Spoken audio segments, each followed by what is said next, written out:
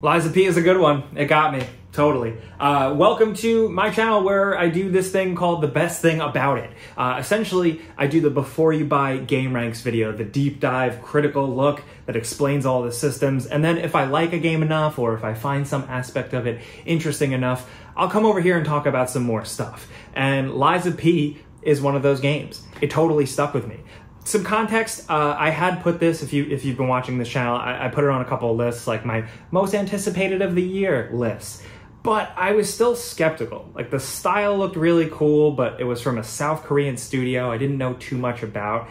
And I feel like I've bought into the dream of like Souls-like style games from other developers that have their own cool thing on it, but never totally live up to it. A few have, for me personally, like The Surge and stuff like that. But with Liza P, I didn't really know. But thankfully, after playing it, I'm very happy. I feel like they totally nailed it. And I know that they nailed it even more so, specifically because I went into this game burned out. If you guys have been watching me for a long time, you know that like I can understand and appreciate and work through Souls-like style games, like, you know, the From Software inspired subgenre. But sometimes I'm like, I don't need a game to be this incredible epic challenge that takes all of my time. Especially after Elden Ring, I looked at Liza P and I was like, here we go. But as I said in the before you buy, man, it's kind of refreshing that this is just like a traditionally styled one. It's structured, it's not open world. You're playing through levels, you're farming souls, you're fighting bosses. I really dig that. But it did the thing I was hoping. Like, other Souls-inspired games never always totally end up doing it, but this one really did, where I looked at this and I was like, it's gonna be hard. I'm gonna get frustrated. I suck at these games as much as I appreciate them. But maybe the aesthetic, the creature designs, all that stuff, the atmosphere will be enough for me to push through and really persevere because I want to see more of it. I want to see what else they made. And thankfully, Liza P totally did that. I went in for the aesthetic alone. I didn't need a crushing Souls-like game. This could have been a simple third-person action-adventure game. It could have been a walking simulator. I don't care. From that first trailer, the look of the character, the look of the environments, that's what I really wanted. But thankfully, the gameplay here is actually really good. Now, for me personally, I actually felt like it did a good job of easing me into it. I found it fairly okay to pick up and play. If you played the demo, you maybe get that. Shout out to them for putting out a demo, a substantial demo, mind you. You don't see that enough, and that always needs to be like commended. But the best thing about Liza P, I've talked about the gameplay a lot in the Before You Buy video on Game Ranks if you want to check that out. For me, the best thing about this game is the style, is the tone, is the atmosphere, and the ideas. Because on the one hand, like, Liza P is very interesting because on one side, it is completely a love letter to From Software where like they really did their homework and they got it exactly right. Maybe almost too right at some points. It's very like, okay, I get this. Okay, a shortcut's gonna be here. Okay, you know, the next bonfire is probably gonna be here. Like, you get into that flow. So it's very much like they did that. But on the other side, there is so much more. From some of the more complex game systems, how you're tuning your heart, that's kind of like a skill tree. Then the fact that there isn't like an armor system, it's really just kind of cool cosmetics, to the way the weapon system works. It's just about swapping out interchangeable handles and blades. So if you want a certain type of weapon, but you don't want it to swing like a heavy ass weapon, you just change it up. You get some of those attributes, you get some of those abilities. So like, it has that creativity, but most importantly, again, like for me is like mission accomplished on the environments, the vibe, the things it was inspired by, and even some of the ideas. So it's based on the old Carlotti, like, Pinocchio myth, book, tale, if you will. Obviously, it takes that and runs with it, but there are through lines through it that are very with that whole thing. The concept of lying is something that does tie into gameplay without really spoiling anything. There are moments in the game where you have certain choices. Now, Pinocchio has always been an interesting thing, right? The Disney thing as a kid, incredible. As someone who majored in English for a while, like the actual significance of Pinocchio and how it kind of is like an epic hero journeys type of thing, but there's a lot of weirdness to it, to the fact that it's been represented in media so much. The Guillermo del Toro Pinocchio, actually pretty sick. Just want to mention that. I feel like that came out and nobody talked about that, but I digress. This has some of the animals, some of the characters, some of the themes of the classic Pinocchio folklore, if you will, but it also grapples with the fact that, like, you are a puppet boy and you're telling lies. Granted, you're a little bit more of like a Timothy Chalamet looking ass, and you know, you're also just kind of murdering your way through, but it does kind of actually feel like a unique thing. I feel like there are games that have played with the Pinocchio thing before, but I don't know, I like it here. I like it applied to this style of gameplay and set in this type of world, this Belle Epoque kind of Victorian inspired world that is just dripping in detail and excess, and it is maximalist to the hell, and I am about that. I've talked in the past before about how I'm trying to make my new backdrop behind me, like my home office, kind of like a Bruce Wayne deep dark library with details. Like that's very difficult to achieve, especially on a limited budget, but I just really like that style, and I was hoping for a game to really have just like ornate moldings, spooky lampshades, and haunted buildings and hotels and gilded floors and statues, like just so much. It's hard to really find the words for this, but they deliver. They deliver not only from gorgeous environments. Krat here is incredible. When you're in it, when you're on those streets, they are detailed, they are wet, they are messy. There are certain alleyways and certain interiors and certain angles of some of the maps that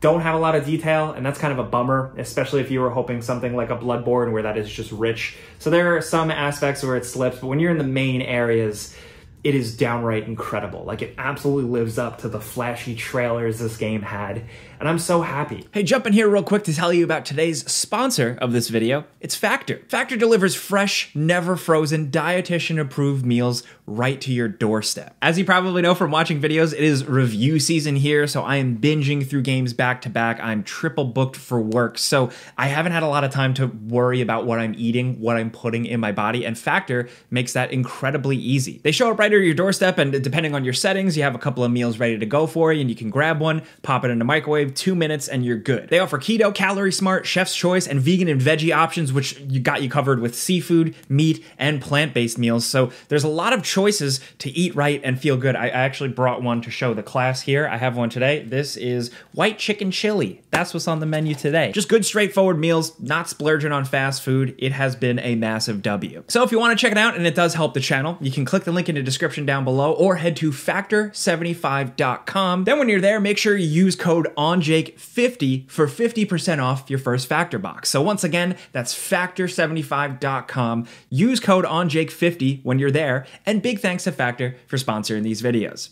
And the further I got in the game too, I was surprised. It always leaves a mark on me when a game world I actually find myself actively excited to read every little note and every little thing I pick up. I play a lot of games, and you know, a lot of games throw notes and books and little readings at you every 10 seconds. Lies of P doesn't bury you, but I was so interested in the world from the outset that I checked out every little thing I could. And I've mentioned that with certain games in the past, but to me, that's like a big telltale sign, like, ooh, I'm definitely liking this because I clearly give a shit. I want to know more. The concept of a beautiful, gilded, industrialized city, but racked by so many things, mostly rogue, evil, haunted puppets. I mean, they're not haunted, but like, kind of. So, like, it's just, that scratches my itch, especially this time of year. It's getting into like the Halloween season a little bit. I'm getting ahead of myself a little bit, but like, this is the type of game I want to play. Is it a horror game? No. But is it a little spooky, and are the vibes just right? Yes. Am I abusing the word vibes? Probably. But it has that French, Belgian, English, you know, depending on which inspirations at which time it's taken from. Like, it has all that. And, you know, the city looks great, like I said, up close. But when you venture out of the city and you look back on the city and you see it in the distance, it still seems cool. But then it's those expanded areas, these big, massive cathedrals, weird caves, mines, factories, and a lot more I'm not going to spoil. I just really like seeing it all, and I suffered through it. Again, I have such a mental hurdle with these games. It's so hard for me. Still, after all these years, after trudging through a lot of Souls-style games, I still hit a brick wall often. But I pushed through because I wanted to see the next boss. I wanted to see the next vista. I wanted to see the next blood-filled, like, weird, creepy marionette robot street. Also, side note, the marionette-style puppet robot things are incredible. These automatons are great enemies, from the lumbering, slow ones at the start to way more dangerous, threatening stuff later on. They all feel really well realized and chunky and physical and tangible. And like, if you like some of the robotics, like weirdness stuff they were going for with BioShock Infinite, I think here they take it and run with it. Not only just from an enemy variation standpoint, there's a couple of stinkers here and there and some of the pacing problems, but for the most part, there's a good amount of enemy types. Then later on, there are enemy types that seem similar, but they have a couple of different moves, and they look even creepier. And I love that. Fighting against like a spooky puppet, like 8-foot tall doll woman, very cool. Being swarmed by like a horde of robot puppet butlers trying to hit you with candlesticks, awesome. And some of the bosses are really cool. And there's something with this game, playing as P, this like soft, fancy boy, feeling kind of badass. The way he'll twirl his sword back after a strike, depending on what weapon you have, to the heavy weapon animations, to the backstab animations, which are extremely over the top. It's just more that really sells it. And story-wise, again, like, there is kind of like a through line. Some of it is muddled and weird. Some of it is that intentional, weird, vague NPC stuff that From Software does, but some of it and some of the ideas are presented to you a little bit more clearly. Some of the dialogue is kind of whack. Sometimes like 2 sentences back to back just didn't really make sense sometimes, but like the overall through line is at the very least interesting. It's different. And really, like, it just helped me get into this world. I found myself really just kind of going through it, slowly trudging through it. I was like taking screenshots for videos and stuff like that, just because I'm really into what they crafted, but also down to smaller stuff like the outfits, the cosmetic like costumes that you get, both body and head. From starting off pretty simple to looking like a fancy boy to having a little tie and a little like thing to frilly shirts and even almost like Gerard Way, like My Chemical Romance Black Parade style outfits. Like, I was just about all that stuff because I'm like, all right, this is in this world. I'm this haunted little creepy soldier boy, so let's just go with it. And from P, the character, to Geppetto, to the way there's like kind of a Jiminy Cricket, I really like all that. And I like how you get to see it all go down in Hotel Krot, which is the Firelink Shrine. It's where you're leveling up, it's where you're spending your souls, it's where you're visiting a shop to buy extra consumables and stuff like that, but you're also getting little bits of story, and you're crafting weapons, and it's just a damn good hub world, I'll say that. There's a lot to do in it, and it just looks cool. Again, it's another place with the gilded halls, beautifully lit. It feels like an old haunted hotel. They allude to that, they go with it. The music, the strings echoes through the halls. Ugh, I love it. I'm sorry if it sounds like I'm gushing, but that's what I do here with these videos. I talk about my favorite aspects of a game, and I'm just happy that Liza P actually delivered. When I first saw that initial trailer and people were like, haha, they're making a dark and gritty, like Dark Souls Pinocchio, everybody laughed, and I was like, yes, that is what I need.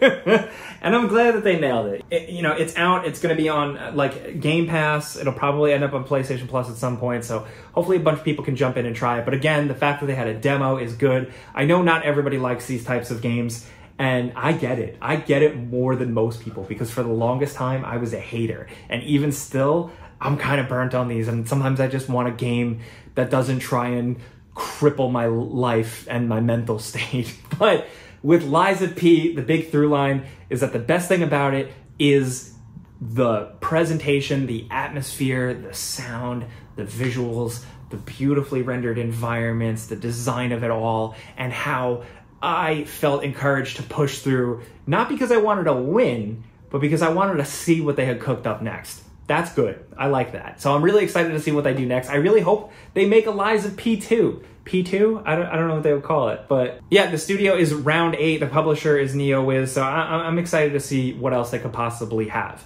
But again, if you want to hear more about the systems, leveling up, the bosses, how the combat actually works, the Legion arms, I didn't even get time to talk about those and how cool those are and how that makes it stand aside from like a regular typical Souls style game. You have this sick mechanical arm that can be outfitted with so many different things, and you just feel badass. Like all of that stuff. I'm rambling, I got myself caught up, but like, let me know what you think if you're planning on jumping in. If you did play the demo, let me know how you're feeling, and in other games of this style, what you think. You know, let's talk about any of this stuff. Let's talk about Liza P in the comments. If you stuck around at this long and listened to me ramble, I appreciate that. Clicking the like button does help me, but that's really it. You guys go, have fun, play whatever you're playing right now. I gotta get back to some other stuff behind the scenes here because I'm traveling, checking out some games and stuff like that. But hey, I'll see you in the next one. I'm Jake Baldino. Subscribe because video games, pizza's on me.